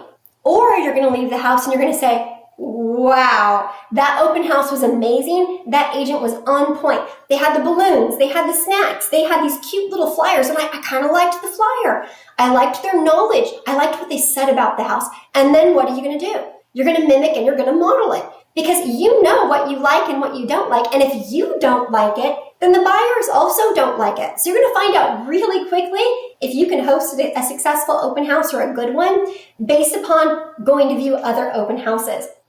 So I want you to do that within our own area. So I want you to drive around the area and look there. But I also want you to do this when you're on a vacation. So if you happen to be traveling and you're in a different city, and in the morning before you go do whatever it is you want to do, just go jam through 2 open houses that day. See what it looks like in a different marketplace. I actually really love to do this in higher end marketplaces because they go all out. They're dressed to the nines. Everything looks good. It's super sharp. They take their time. It's very different in different neighborhoods to see what people are doing on their open houses. And then when you're walking through the open houses, you can actually notice the features. So start judging, like, do you like the bathroom? Do you like the this? Did it have the nice baseboard? Did it have the crown molding? So you're going to pair some value propositions up by doing this. Now, when you're talking to a listing agent or whoever the open house agent is at the property, if you're in your local marketplace, just be honest with them. Just say, hey, I'm Cheyenne Traciano. I just wanted to pop by and support some other local open houses for the day. I know you guys sometimes get a little bit bored here, and I'm kind of trying to get a feel for inventory that's on the market right now. I just wanted to stop and say hi and introduce myself. If I'm ever an agent, now you can put a name to the face, something like that. They're going to appreciate the honesty and integrity with that. So just introduce yourself and work on building relationships. I think that that's great. If you're in another marketplace, you can pretend like you're moving to the area if you want to, or whatever the case may be. Or same thing, introduce yourself. Oh, I'm an agent and I work in this marketplace. If you ever have any referrals, let me know. I just wanted to pop in and say hi and introduce myself. It doesn't matter. But you can have those conversations. Seeing these open houses are definitely going to get you where you want to go. Okay, so your avatar buyers. For these avatar buyers, this is what your homework assignment is going to be. These are your sample buyers to start with. Now, I'm only going to give you 4 today. 4 is your homework assignment. But if you're really a top producer in your mind and in your heart, you're not going to stop at just 4. You're going to do all of these, right? You're going to do these 4, and then you're going to make up your own because you want to be better than that. You want to do more than that. And that's great. That's what's going to make you shine. But the 4 that I want you to work on is Mary J. Blige, Marshall Mathers and Kim Jones, Sylvester the Investor, and Jennifer Lopez and Ben Affleck will be buying from us as well. So you are supposed to take this. You're going to run a search that you think that you're going to find the best house for these people. And we are going to dive in and we're going to talk about these 4 in our next class. And I'm going to walk you through the houses that I found. And we're going to do some of this homework assignment a little bit together. But I want you to do as much as possible as you can on your own. I promise you, if you spend the time to work on your new buyers as if they're going to be clients of yours for the rest of your life, and you focus on developing relationships, better relationships, memorable relationships, this will be a business that feeds you for the rest of your career. Thank you for joining me today on the road to sold. If you like the information, hit subscribe below. We're going to make sure to give you a lot of great informative information on our channel.